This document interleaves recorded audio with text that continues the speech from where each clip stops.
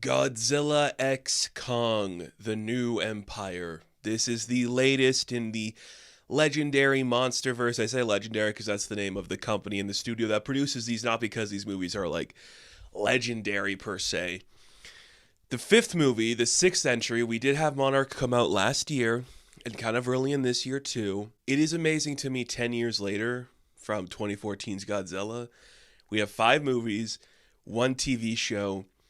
It is probably the second most successful franchise cinematic universe next to the Marvel stuff. That's kind of crazy to think about. And this is the latest entry. And it's quite a movie. There's a lot of things going on in this one and a lot of things that are kind of interesting to explore. The last movie to come out, Godzilla vs. Kong, came out during the pandemic. It was one of the films, much like Dune, that Warner Brothers was going to just go straight to streaming, and then when that movie actually went to cinemas in that year, it did really well. It was probably one of the more profitable films for Warner Brothers in that slew of movies that came out in that era. So that's really cool to see. People genuinely like these movies. They're not billion-dollar films, but it's fun. Godzilla's a fun concept. King Kong is a fun concept. Crossing them over together, that's really fun. There is something enjoyable about those concepts. This is also a movie coming out after an Oscar-winning film for the Godzilla franchise called Godzilla Minus One. I've done a separate review talking about that movie. I think it is one of the best modern interpretations of the character. And that's kind of the conversation that needs to be had about what is the expectation for the Godzilla franchise, and I guess with just giant monster kaiju movies at large. When do we get too close to the edge of something that's fun or cool to look at? I didn't like this movie too much. I don't actively hate it. I don't think it by any means is the worst film of the franchise or that it's an atrocity of filmmaking. I just think it's reached that tipping point for the MonsterVerse itself, where it's either you can go up a little bit higher and maybe find some new heights to reach, or eventually your boat's gonna sink because what else is there to do? I said this when I talked about Godzilla Minus One.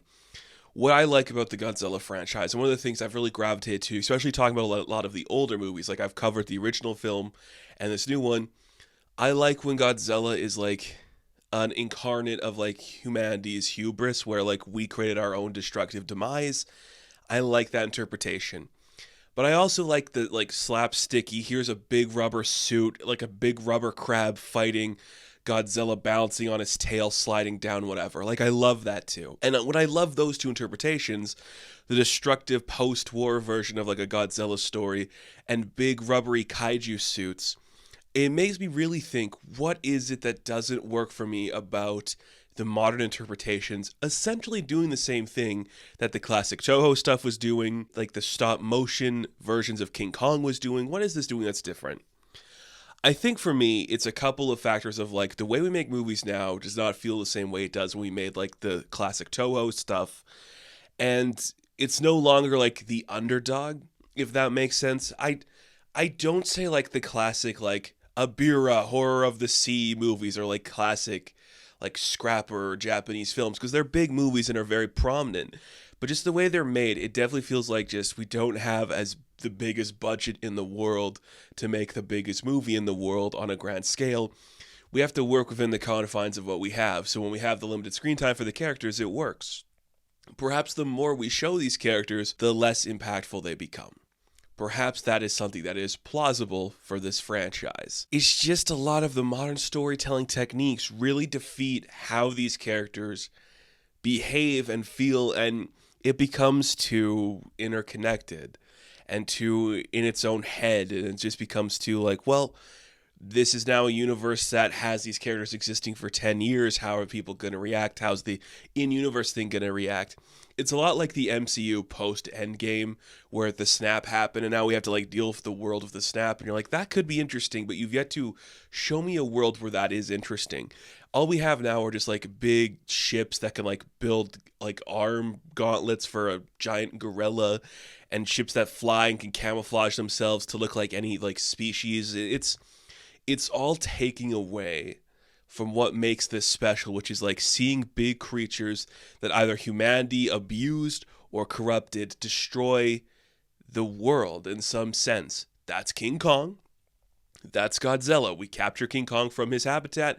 We bring him to New York. With Godzilla, we did some nuclear testing. We created a monster, or we woke up a monster. When you do the fifth installment of this franchise, and it suddenly is like, well, there's actually like a hollow earth inside the earth that you can access with portals. We are Monarch. We are like a independently financed agency that has like big like Avatar, the Way of Water looking technology where we can like go inside all these places and just fight like a prehistoric planet. And then inside that prehistoric planet, there's an even deeper, hollower earth where Kong's people live. And one of them managed to like kidnap an ancient frost dragon and use like a magic crystal to control it and keep themselves in charge. All the while, like the there's a secret society that lives in there too, and they like worship a giant crystal that can alter gravity, and they have more portals to the surface world. They do a lot of like backstory and explaining in this movie, and I get why, because you're really just like working around ideas you had. This is a movie where it's like, what if there was a bigger Godzilla and a bigger King Kong that Godzilla and Kong had to fight? What would that look like?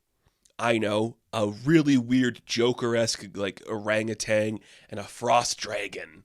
And then you're like, how do we turn that into a script? Well, what if they were in a hollower earth of Hollow Earth? Kong has to like go to like the deepest trenches of Hollow Earth to find this new subterranean earth thing. It's just really circumstantial, and it doesn't really feel like there's a real plot. Everything is very convenient. Everything is very obvious. It is a script that is just a lot of the same thing happening that you've seen before, but just now in a different context with characters that aren't as interesting. It's a really bad script and a really bad story. And I get that's not why everybody comes to these things. But the thing is, we've seen good human characters in these types of movies before. So when you don't really try, it does affect the overall narrative of what you're doing here. It's so infuriating because I was genuinely excited for this. And I like a good slap fight when it comes to these big creatures. I think the difference for me and like personally what I want to find is I like the rubber suits like bouncing off each other, just looking stupid. That's more entertaining to me than spending $100 million to just like CG a background where it's like 12 to 20 apes in various scale and size where you can't really tell like what any of this is or like the weight of anything happening. And that's not as interesting to me as like hand creating a suit and having somebody inside that coming out of the water, emerging from it, or flapping the big wings of a, moth creature. That's more interesting, like the practicality, than just seeing the visual effects of like, well, here's like a barren wasteland that's just rock and a bunch of creatures on it that are just shouting at various volumes and they're just hitting each other. I do like the sound. The sound mixing is very impressive in this movie. It has to be because the scale and scope of everything is just off from scene to scene. It varies in like the scale and the size of every single thing happening. When we're in Hollow Earth, you get a sense, okay? It's just like Skull Island. Who cares? You get to the hollower Earth, it's like, well, now that we're just in like gray, so that doesn't feel like anything.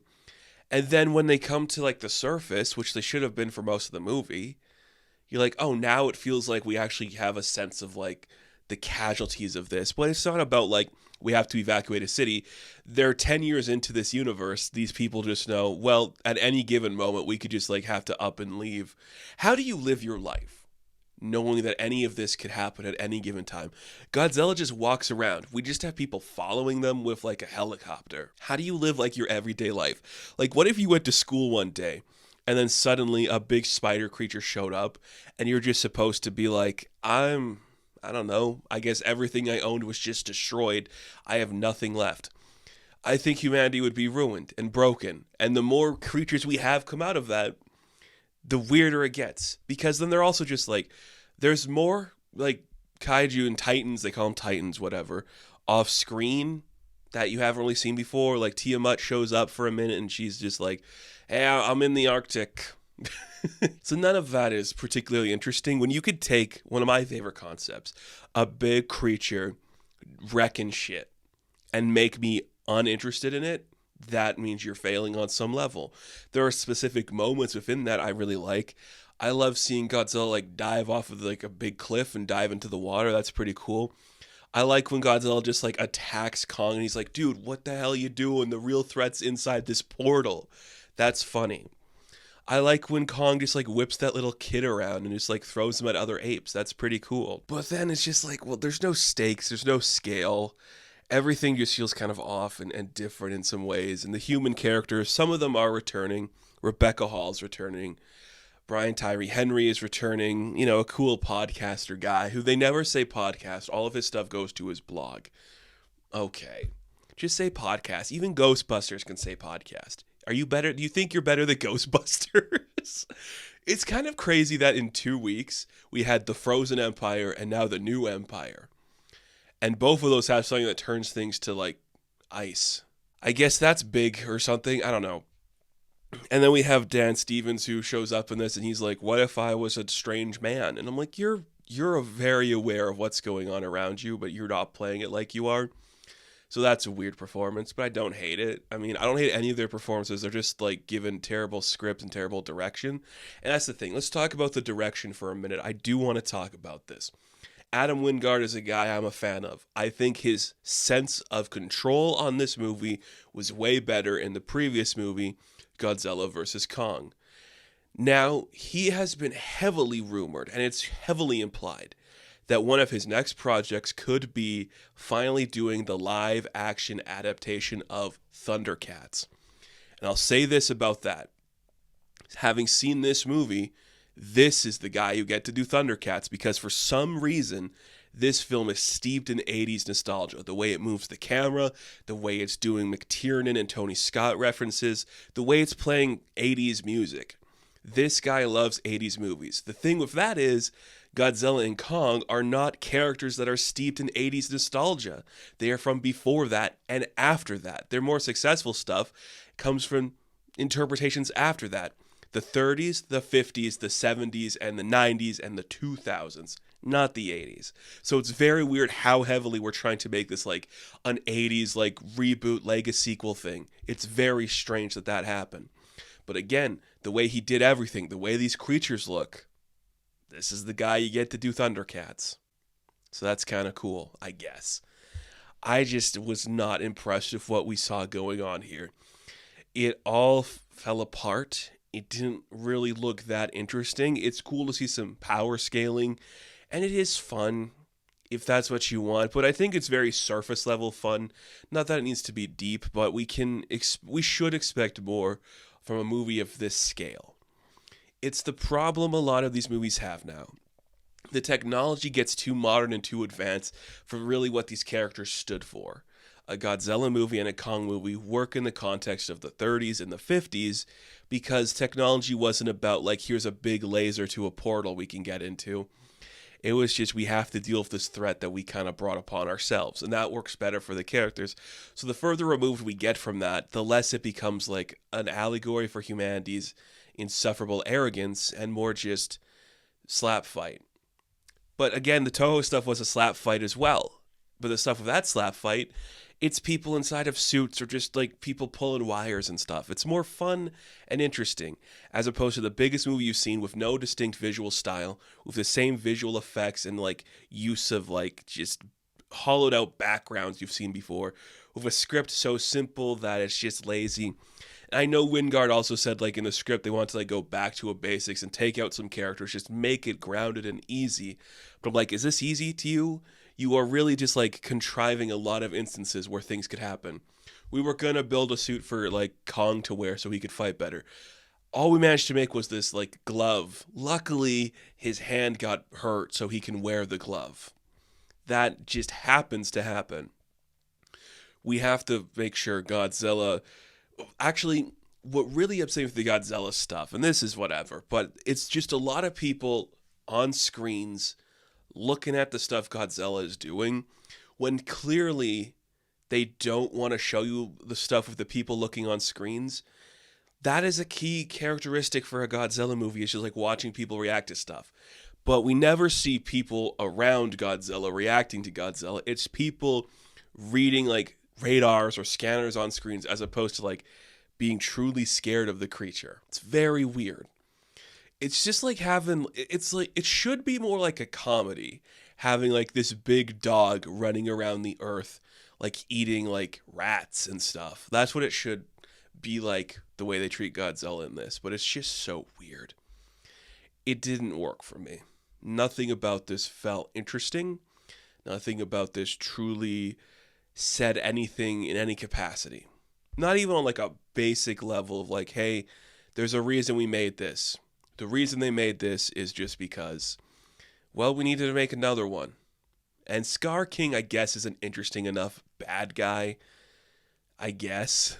I will say, there is one thing I liked. One thing that really made me happy about this movie. And I've talked about this in previous installments, talking about the Toho stuff and other interpretations of these characters.